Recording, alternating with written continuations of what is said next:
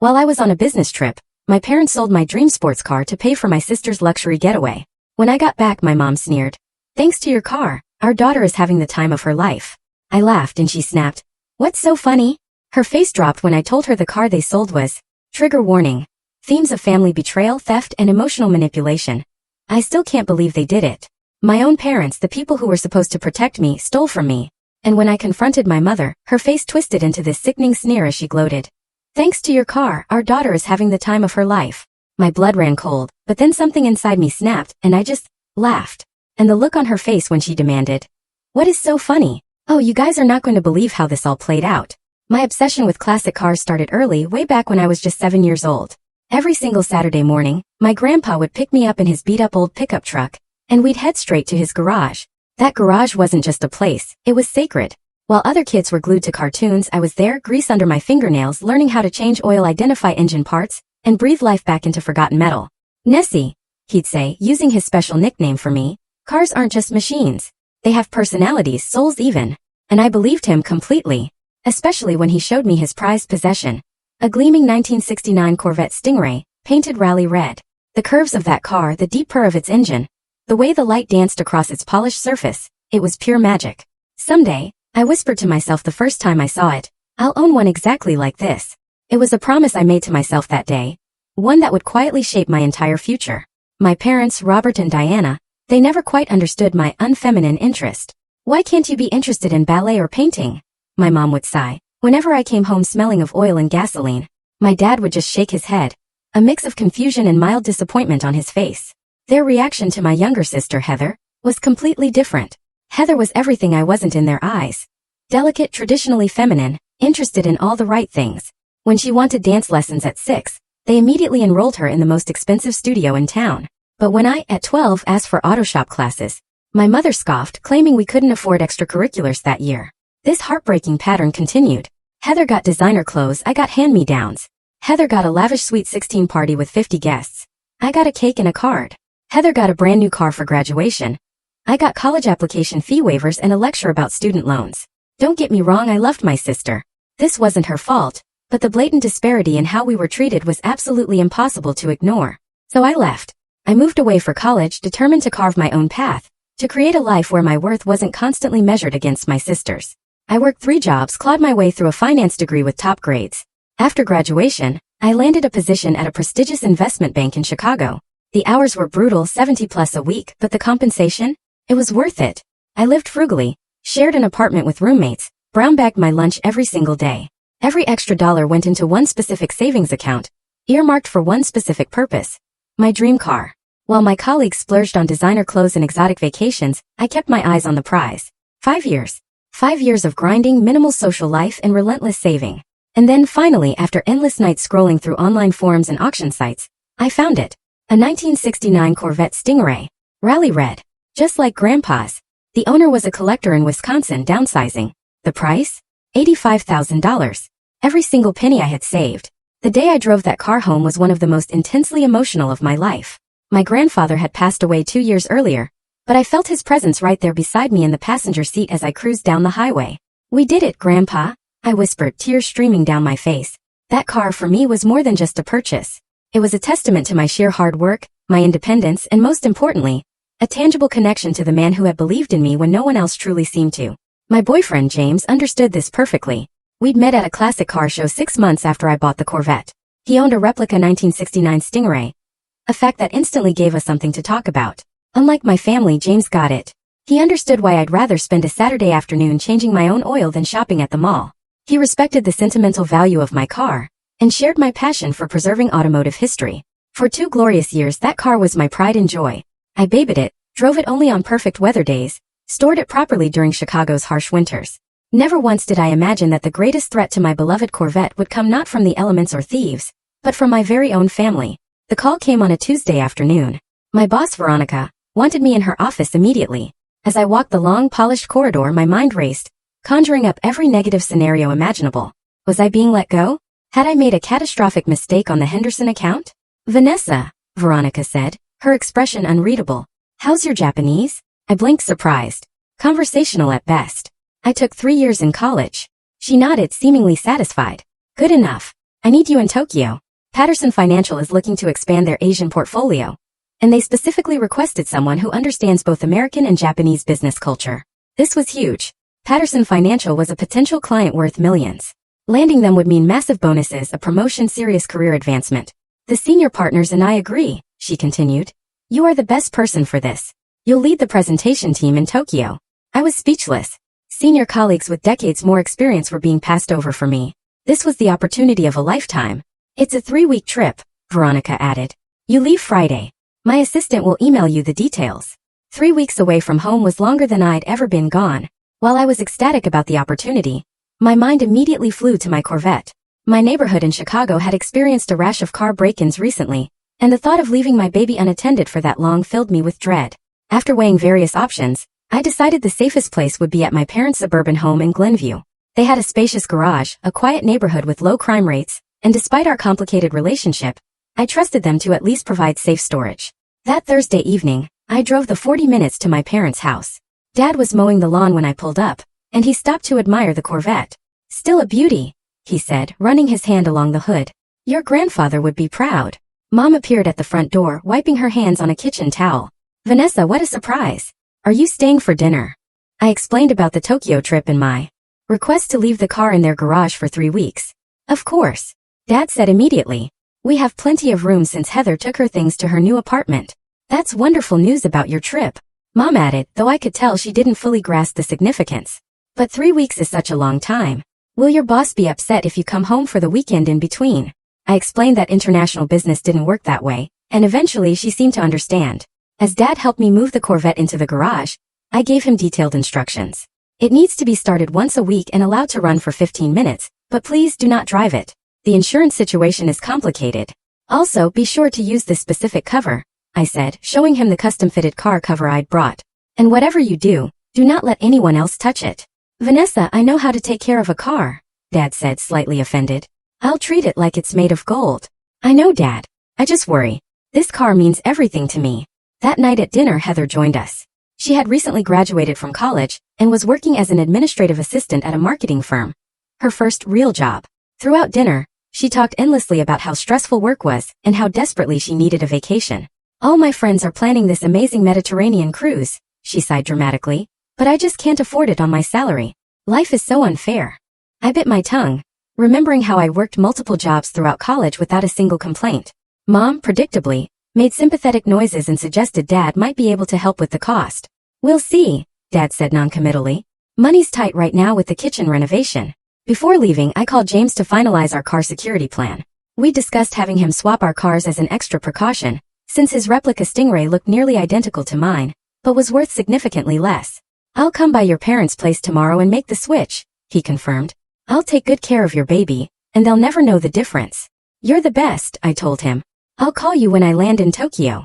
The next morning I boarded my flight, feeling completely confident that my car was in good hands.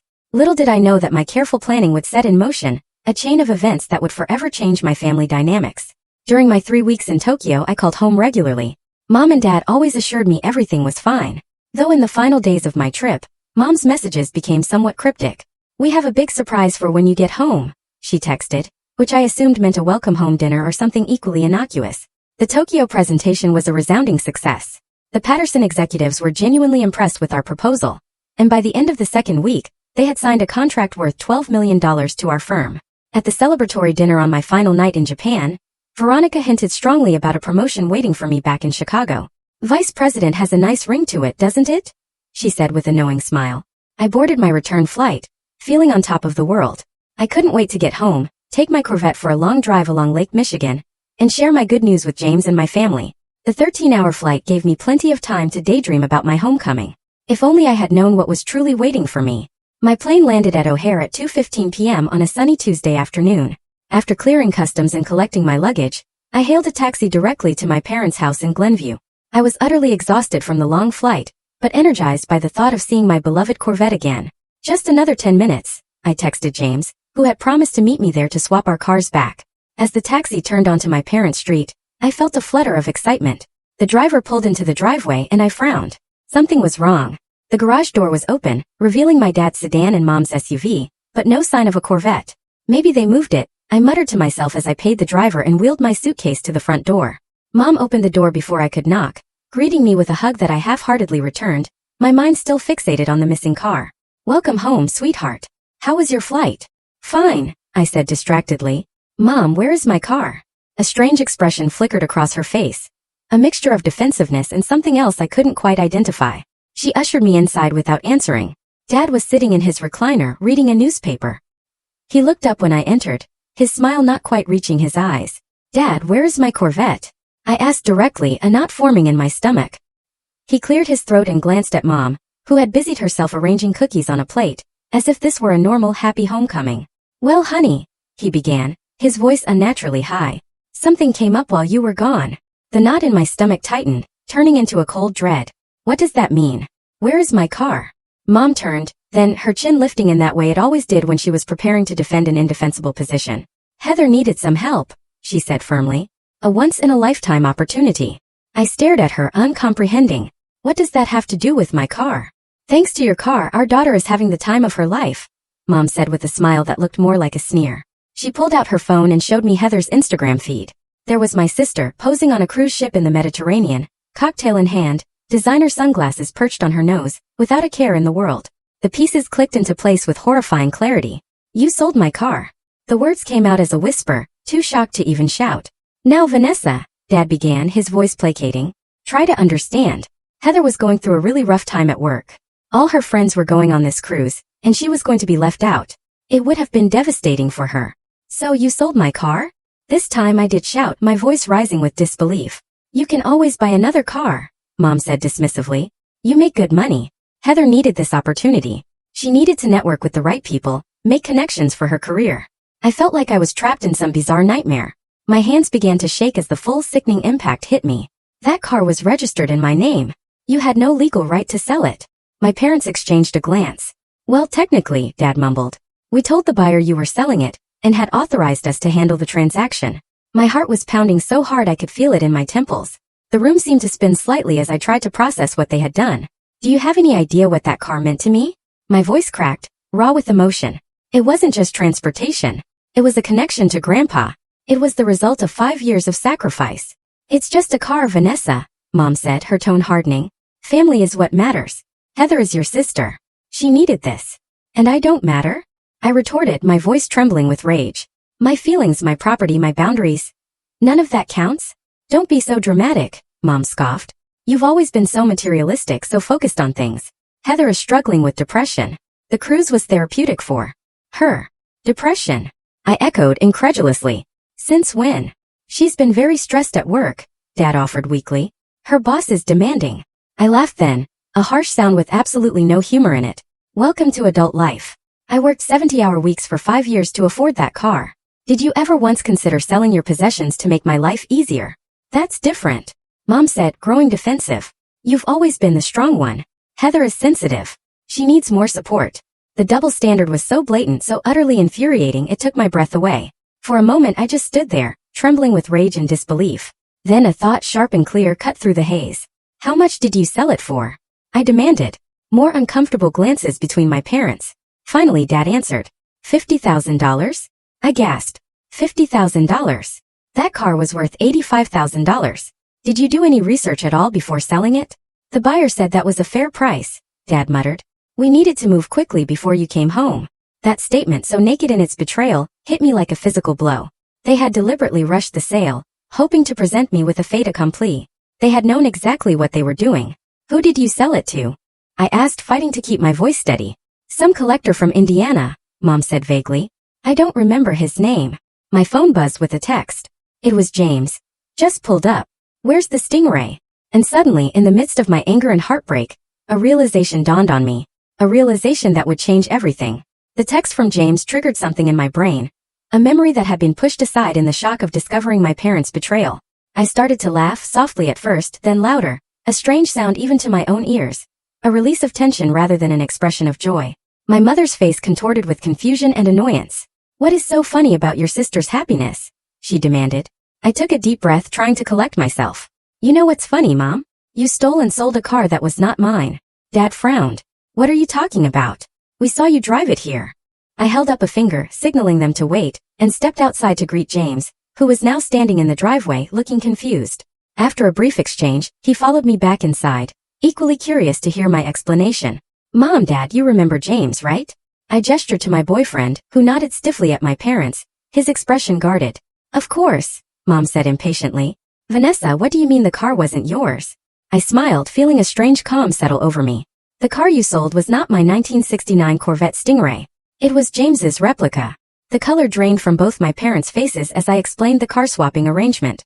The day after I left for Tokyo, James had come by as planned and swapped his replica Stingray for my authentic one. To the untrained eye, they looked identical.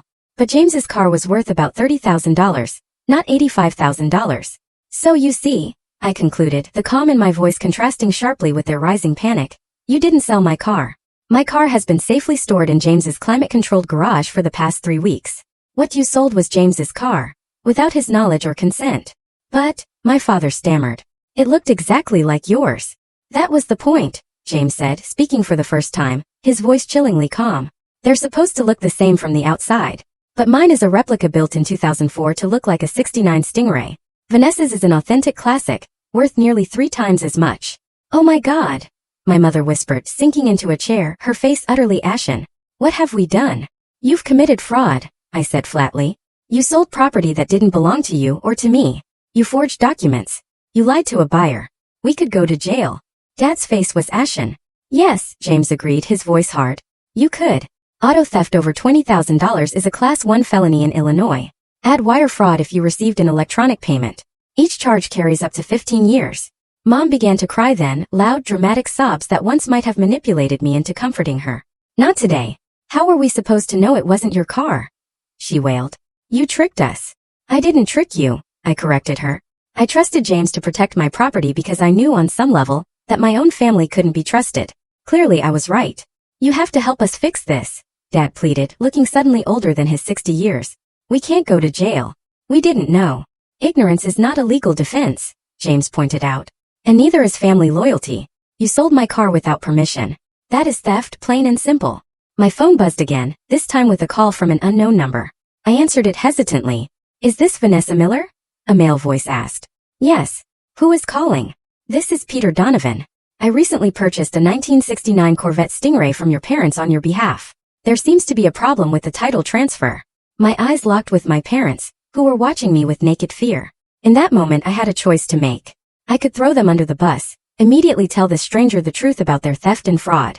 Or I could buy some time to figure out a solution that would deliver justice without completely destroying my family. Mr. Donovan, I said carefully, there has indeed been a misunderstanding. Could I call you back within the hour? I need to discuss some details with my parents. He agreed and I hung up, turning back to the anxious faces watching me. That was your buyer, I informed them. He's having trouble with the title transfer. Probably because the car is registered to James, not to me. So now we have a decision to make. Please, Vanessa, Mom begged, her makeup streaked with tears. Please help us. We never meant to hurt anyone. Except me, I pointed out. You were perfectly fine hurting me. We thought you would understand, Dad said weakly. Family helps family. Is that right? I asked, my voice laced with sarcasm. Then I guess it's time for you to help James, since you were the ones who stole from him. My parents looked at James with new fear in their eyes, suddenly realizing that their fate rested not just in my hands, but in his as well. What do you want us to do? Dad asked him directly. James crossed his arms, his expression severe. First, I want to know exactly who has my car and how much they paid. Then we can start figuring out how to make this right. As my parents fumbled to find the buyer's information, I stepped outside with James to have a private conversation. Standing in the driveway where my Corvette should have been, we spoke in hushed tones about our options. I can't believe they did this, he said, shaking his head. Oh, believe it, I said grimly. They've always favored Heather. I just never thought they would go this far. Do you want to press charges? He asked. We could. We'd win. I sighed deeply. I don't want my parents to go to jail, but I also don't want them to get away with this either. They need to understand there are consequences. James nodded, taking my hand. We'll figure it out together. When we returned inside, my parents were huddled over Dad's phone, having miraculously found the buyer's contact information and the purchase agreement. The reality of their situation was clearly sinking in, their faces drawn with worry. We found everything, Dad said, holding out a folder with trembling hands. All the paperwork from the sale. I took the folder without comment and began reviewing the documents with James. The situation was even worse than I had thought. Not only had they forged my signature on multiple documents, but they had also created a fake bill of sale with an incorrect VIN number. "This is a complete mess," James muttered. "They created fraudulent documents that don't even match the car's actual identification." My mother began sobbing again. "We don't know anything about cars or VIN numbers. We just wanted to help Heather." "Well, congratulations," I said coldly. "You've managed to commit multiple felonies, sell a car you didn't own, and potentially ruin your relationship with your daughter. All to send Heather on a cruise she didn't earn and couldn't afford. What are you going to do?" Dad asked, his voice barely above a whisper. I looked at James, then back at my parents. "We're going to call Mr. Donovan back, and you are going to tell him exactly what you did." After leaving my parents' house, I drove straight to James's apartment in my actual Corvette Stingray, which had been safely stored in his garage just as planned. The familiar purr of the engine provided little comfort as my mind raced with the implications of what had just happened. James followed in his sedan, and we agreed to meet to discuss our next steps. Sitting in James's living room, the reality of the situation began to sink in. My parents had not only betrayed my trust in the most fundamental way, but had also committed serious crimes that could result in prison time. And somewhere in the Mediterranean, my sister was living it up on a luxury cruise, blissfully unaware of the chaos she had left in her wake. "I still can't believe they did this," I said for perhaps the 10th time, pacing back and forth across James's hardwood floor. "Who sells someone else's car?" James sat on the couch, his expression a mixture of anger and concern. "People who think they're entitled to whatever they want," he answered. "Your parents clearly don't respect boundaries." "That's the understatement of the century." I collapsed beside him on the couch. "The worst part is, they genuinely don't seem to understand why what they did was wrong. They keep talking about family and helping Heather as if that justifies theft and fraud." "What do you want to do about the buyer, this Donovan guy?" James asked. "He's probably the innocent party in all this." I nodded. "We need to call him back. I think we should be honest about what happened, but frame it as a misunderstanding rather than outright fraud. At least until we figure out our next move." Just as we were discussing this, my phone exploded with notifications. My parents had been calling and texting nonstop since we left their house. I ignored most of the messages, but one caught my attention. A text from my mother saying, "Your Aunt Sylvia thinks you are being selfish and ungrateful." "Oh great," I groaned, showing James the message. "They're already rallying the family against me." Sure enough, within the hour, my phone rang with a call from my mother's sister, Aunt Sylvia. "Vanessa Marie," she began without preamble, using my first and middle name, as she always did when she was about to lecture me. "What is this I hear about you threatening to send your parents to jail over a car after everything they've done for you?" I took a deep breath. "Aunt Sylvia, with all due respect, you don't have the full story. I know enough. Your mother is absolutely distraught. They were only trying to help your sister, and now you're talking about pressing charges? What kind of daughter does that?" "The kind whose parents stole property worth $30,000, I replied evenly. "And not even my property, but my boyfriend's. They committed multiple felonies, Aunt Sylvia. This is not about being ungrateful." She scoffed. "Family helps family, Vanessa Marie. You have always been so independent, so unwilling to bend. Would it really have hurt you to let your sister have this one thing?" The conversation continued in this infuriating vein for several minutes, with my aunt firmly on my parents' side, and seemingly unable to grasp the severity of what they had done. By the time I hung up, I was fuming. "Family helps family," I mimicked bitterly to James. "Apparently, that only applies when I'm the one expected to give something up." James squeezed my hand. "Not everyone will see it that way. Have you talked to your grandfather's brother, Uncle George? You always said he was more reasonable." Uncle George had been close to my grandfather and had always had a soft spot for me. When I called him and explained the situation, his reaction was entirely different from Aunt Sylvia's. "They did what?" he exclaimed. "Sold James's car without permission. That is not just wrong, Vanessa. That is criminal. You have every right to be upset." His support meant more to me than I could express. Everyone else seems to think I should just forgive and forget because they're family. "Family doesn't mean you get to break the law," Uncle George said firmly, "or that you get to trample all over someone's boundaries. Your grandfather would be appalled." After hanging up with Uncle George, I felt marginally better, but the emotional exhaustion of the day was catching up with me. James suggested we order takeout and try to relax for the evening, postponing any major decisions until the next day. As we sat eating Thai food straight from the containers, James looked at me thoughtfully. "Can I ask you something?" "Of course. If they had actually sold your real Corvette, what would you have done?" I set down my fork, considering the question. Honestly, I probably would have pressed charges immediately. That car is irreplaceable to me. It's my connection to my grandfather, the result of years of hard work and sacrifice. I don't think I could have forgiven them for that. And now it's complicated. They still committed a crime, but against you, not me. And while what they did was terrible, I don't know if I want them to go to jail. They're still my parents despite everything. James nodded slowly. I understand. And for what it's worth, I don't want your parents in prison either. But they do need to make this right. And they need to understand that there are serious consequences for what they did. We stayed up late into the night, discussing our options, trying to figure out the best path forward. Eventually, we decided to consult with a lawyer before making any final decisions. Sleep did not come easily that night.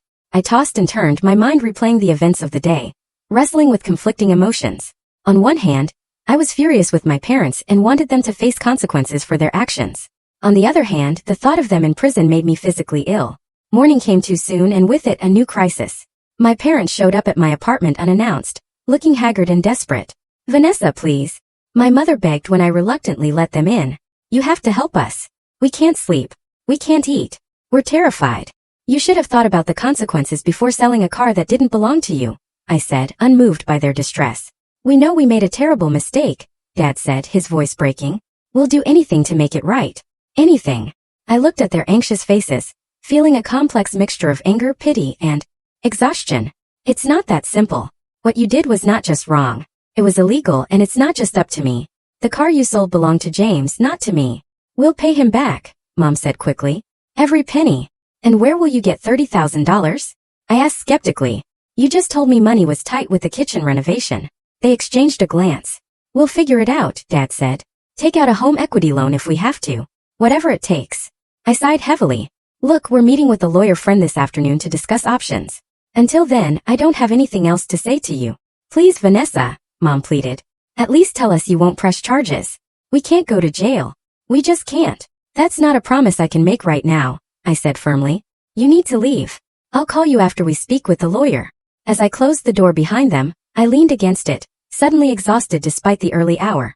Whatever happened next, I knew that my relationship with my parents would never be the same again. At 2 p.m., James and I sat in the sleek downtown office of Alicia Ramirez, a lawyer friend who specialized in criminal law. I had met Alicia during a corporate charity event 2 years earlier, and we had kept in touch. When I called her that morning, explaining our situation, she immediately offered to meet with us. Let me make sure I understand correctly, Alicia said, reviewing the notes she had taken during our explanation. Your parents sold James's car without permission, forged documents, including a bill of sale with your signature, provided an incorrect VIN number to the buyer, and used the proceeds to fund your sister's vacation. Is that accurate? Yes, I confirmed. That sums it up. Alicia leaned back in her chair, her expression grave. I won't sugarcoat this. What they did constitutes grand theft auto and wire fraud at minimum. Each charge carries up to 15 years in prison. Given their age and lack of prior criminal history, they might get a more lenient sentence. But prison time is certainly on the table if charges are pressed. James and I exchanged concerned looks. Despite my anger, the thought of my parents in prison was difficult to contemplate. What are our options? I asked. Well, you have several, Alicia explained. 1, you could press criminal charges and let the legal system take its course. 2, you could pursue civil remedies, suing them for the value of the car plus damages. Or 3, you could try to resolve this privately, outside the legal system. What would the third option entail? James asked. Essentially, creating a legally binding agreement where your parents make financial restitution and any other terms you deem appropriate. It wouldn't erase the criminal liability, but without a formal complaint, it's unlikely the authorities would pursue the matter. And what about the buyer? I asked. Mr. Donovan is an innocent party in all this. Alicia nodded. That complicates things. The cleanest solution would be to unwind the transaction, completely return his money, get the car back. But that means your parents would need to come up with $50,000 immediately. They mentioned taking out a home equity loan, I said. That could work, but you'd need to move quickly. The longer the situation persists, the greater the chance of Mr. Donovan discovering the fraud independently and going to the authorities himself. After discussing more details about our options, James and I left Alicia's office with a clear plan. We would attempt to resolve the situation privately, starting with contacting Mr. Donovan and being honest about what had happened. I think we should meet him in person, James suggested as we walked to our cars. This is not a conversation to have over the phone. I agreed, and we called Mr. Donovan to arrange a meeting for the following day at a coffee shop halfway between Chicago and his home in Indianapolis. Next, we turned our attention to tracking down my sister. Heather had been posting daily updates from her Mediterranean cruise, flaunting her luxurious vacation, while remaining completely oblivious to the chaos she had left behind. After multiple attempts, I finally reached her via the cruise ship's satellite phone. Vanessa, she answered, the sounds of music and laughter in the background. Why are you calling? Is something wrong? Yes, Heather. Something is very wrong, I replied, struggling to keep my voice steady. Mom and Dad sold a car to pay for your cruise. A car that didn't belong to them. There was a pause. Then Heather laughed. Oh, is that all? I thought someone was sick or something. Look, I know you're probably upset they sold your precious car. But you can always buy another one. It's not like you can't afford it. Her dismissive attitude made my blood boil. It was not my car they sold, Heather. It was James's car. What they did was illegal. They could go to jail. That finally got her attention. Jail? Don't be ridiculous. They were just trying to help me. By committing fraud? By stealing? Those are crimes, Heather. Serious ones. So what are you saying? Her voice had lost its carefree tone, replaced by growing concern. I'm saying you need to come home. Now, your Mediterranean adventure is over. But the cruise doesn't end for another week. Then get off at the next port and fly home, I said firmly. This is not optional, Heather. You need to be part of fixing the mess you helped create. I didn't create any mess. I didn't ask them to sell a car. Didn't you? I countered. Because Mom says you were talking about how desperately you needed this cruise, how depressed you were about missing it. There was a telling silence on the other end of the line. That's what I thought, I said. Get home, Heather. I'll text you the details of what's happening, and you had better be prepared to contribute to the repayment plan. The next day, James and I met with Peter Donovan, a middle-aged classic car enthusiast who had purchased James's replica Corvette. He was understandably upset when we explained the situation. So let me get this straight, he said, his face reddening. I bought a stolen car with forged documents? Technically, yes, I admitted, though my parents would argue they thought they had permission to sell it. That is not how permission works, Mr. Donovan said angrily. I spent $50,000 on that car. I've already registered it in my name, added it to my insurance. This is a mess. We understand, James said calmly, and we want to make it right. We are prepared to offer you a full refund of the $50,000, plus an additional $5,000 for the inconvenience and any expenses you've incurred. Mr. Donovan seemed slightly mollified by this offer. And what about the car? We would need it returned, of course, I explained. It legally belongs to James. After some negotiation, Mr. Donovan agreed to our terms, with the condition that the money be wired to his account before he released the car. Now, we just needed my parents to come up with $55,000. When we presented this solution to my parents, they were simultaneously relieved and horrified. $55,000? My mother repeated, gasping. Where are we supposed to get that kind of money? You mentioned a home equity loan. I reminded them. Or you could sell some of your investments. This is not my problem to solve, Mom. You created this situation. But we don't have that much equity in the house, Dad protested. The market has been down. And with the kitchen renovation costs. Then I suggest you start looking at other options, James said firmly. Because right now, this is the only thing standing between you and potential criminal charges. We could maybe come up with $40,000, Dad offered after a hushed conversation with Mom, but not $55,000. James shook his head. Not good enough. The full amount needs to be repaid plus compensation for my time and stress. If you can't come up with it, perhaps Heather should contribute, since she benefited from the theft. Heather? Mom looked shocked at the suggestion. But she's just starting her career. She barely makes enough to cover her rent. Then she shouldn't be taking Mediterranean cruises, should she? I pointed out. Actions have consequences, Mom. For everyone, not just for me. It took 2 more days of tense negotiations, but eventually a plan was formed. My parents would take out a home equity loan for $40,000. Heather, who had reluctantly returned from her cruise early, would contribute $10,000 from her savings, which I suspected had been largely funded by my parents over the years. And they would sell my mother's expensive jewelry collection to cover the remaining $5,000. James insisted on one additional condition.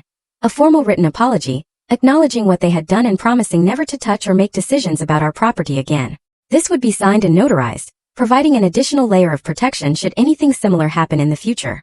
My parents balked at this last requirement. An apology is one thing, Mom said, but a notarized document seems extreme. Not as extreme as prison, James countered. This is non-negotiable. With no other options, they eventually agreed to all our terms. Alicia drew up the necessary paperwork, including a settlement agreement that specified the financial restitution and a timeline for payment.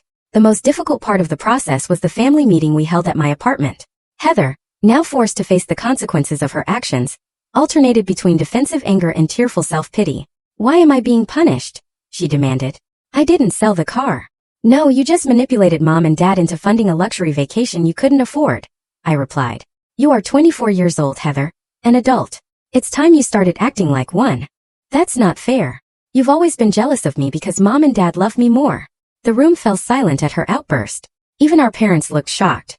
Is that what you think? I asked quietly. That they love you more? Well, they've always given me more, she said, her voice smaller now. They've always protected me, made things easier for me. And look how that has turned out, I said, not unkindly. You're 24 and you can't support yourself. You manipulate them into bailing you out whenever life gets hard. That's not love, Heather. That is enabling. My mother started to protest, but my father placed a hand on her arm, stopping her. For perhaps the first time, he seemed to be truly listening. Vanessa is right, he said slowly. We haven't done you any favors, Heather. We thought we were protecting you, but we've just kept you from learning how to stand on your own. This unexpected support from my father changed the tenor of the conversation. Over the next several hours, we had the most honest discussion our family had ever experienced.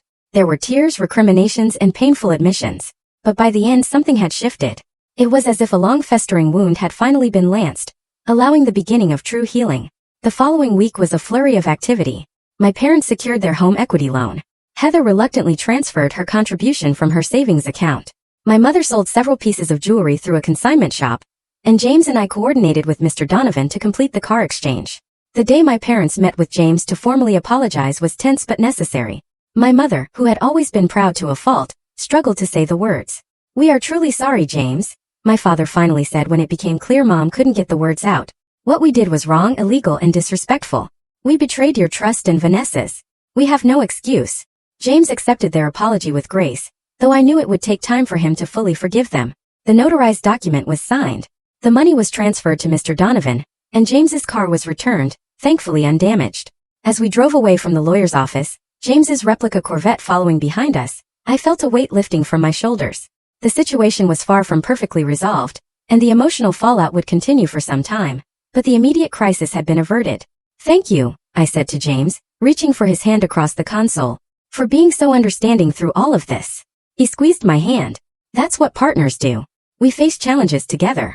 Looking in my rearview mirror at the familiar red Corvette, now safely back in James's possession, I allowed myself to hope that perhaps some good could come from this painful experience. Indeed, 1 month after the car crisis, I found myself sitting at my parents' dining room table for a family dinner. The atmosphere was different from our gatherings before the incident. A mixture of cautious optimism and lingering tension that reflected our new reality. Dad placed a platter of grilled chicken on the table, his hands bearing calluses from the weekend construction job he had taken to help repay the home equity loan. Mom followed with a bowl of salad, her once manicured nails now plain and trimmed short, her diamond rings noticeably absent, sold to help make restitution. Heather texted she's running 10 minutes late, Mom said, checking her phone. Something about traffic from downtown. My sister had started a new job 2 weeks earlier, an entry-level position at an advertising agency that paid less than her previous job, but offered better advancement opportunities. To her credit, she had not complained once about the early mornings or demanding workload. James sat beside me, having been invited by my parents as a gesture of reconciliation. He had been hesitant to accept, but I had encouraged him. They need to see us as a unit, I had explained to him. To understand that hurting you means hurting me. Conversation during dinner was initially stilted, focusing on safe topics like the weather and neighborhood news.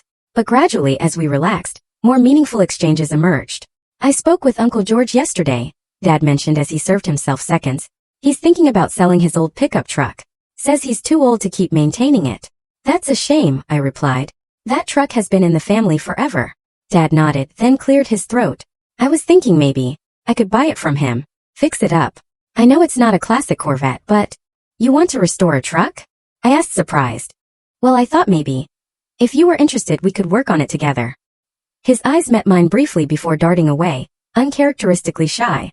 I know I never showed much interest in your car passion before, but I would like to learn, if you're willing to teach me. The offer touched me deeply. It wasn't just about the truck. It was Dad making an effort to connect with me on my terms, to understand something that mattered to me. I would like that, I said sincerely. Mom watched this exchange with a small smile. Over the past month, she had been making her own efforts to change. The family therapy sessions we had been attending weekly had helped her recognize her pattern of boundary violations and favoritism. I made something for you, James, she said, rising from the table and retrieving a gift bag from the sideboard. Just a small token. James accepted the bag with polite curiosity, pulling out a framed document. It was the title to his replica Corvette, along with a handwritten note promising never to interfere with his or my property again. I had it professionally framed, Mom explained, as a reminder to myself as much as a gift to you. Boundaries matter. I'm still learning that. Thank you, Diana, James said, using my mother's first name as she had recently invited him to do. I appreciate the gesture. The front door opened and Heather hurried in, slightly breathless. Sorry I'm late. The client meeting ran long, and then traffic was a nightmare. She hung up her coat and joined us at the table, looking more mature somehow in her business attire. Her previously highlighted hair was now its natural brown. The most striking change, however, was in her demeanor. Gone was the entitlement that had characterized her interactions before the incident. In its place was a newfound awareness of others and her impact on them. How was your day, Vanessa? She asked after greeting everyone.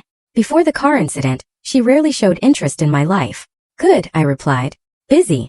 The Patterson account is demanding, but it's coming together. That's the one in Tokyo, right? The one that got you the promotion. I nodded, surprised she had remembered that detail. Vice President of International Accounts. I confirmed, still getting used to the title. That is really impressive, she said.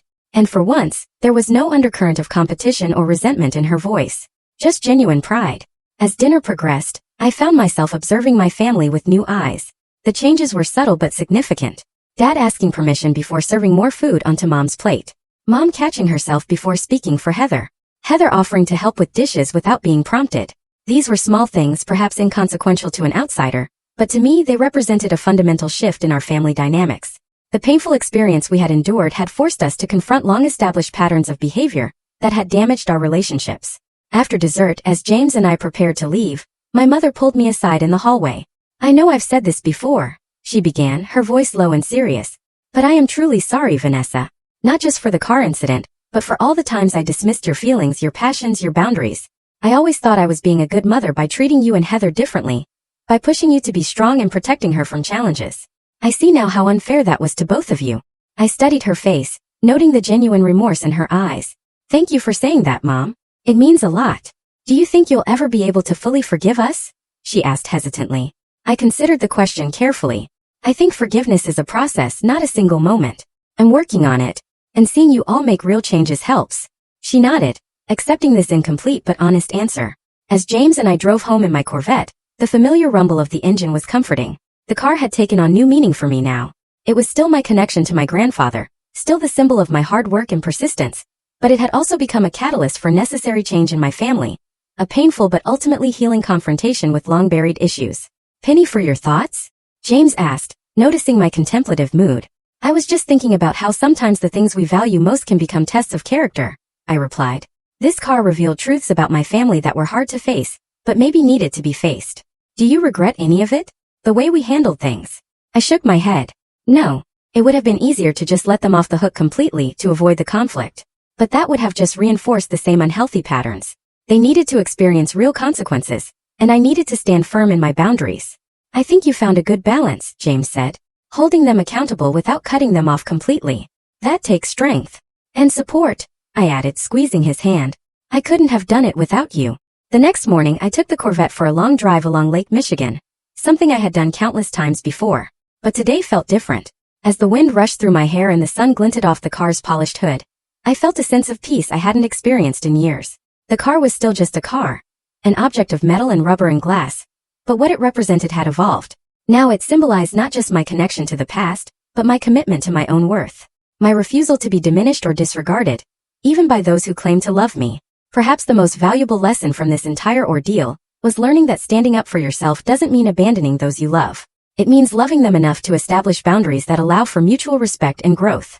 It means finding the strength to say, this is not acceptable, while still leaving room for reconciliation. As I pulled back into my apartment complex, I thought about the journey our family had embarked on. The therapy sessions, the difficult conversations, the small daily choices to do better. None of it was easy, but all of it was necessary. The road ahead wouldn't be perfectly smooth. Old habits die hard, and there would inevitably be setbacks and disagreements. But for perhaps the first time in my adult life, I felt hopeful about my family's future, confident that we were moving in the right direction, and that, more than any car or possession, was truly priceless.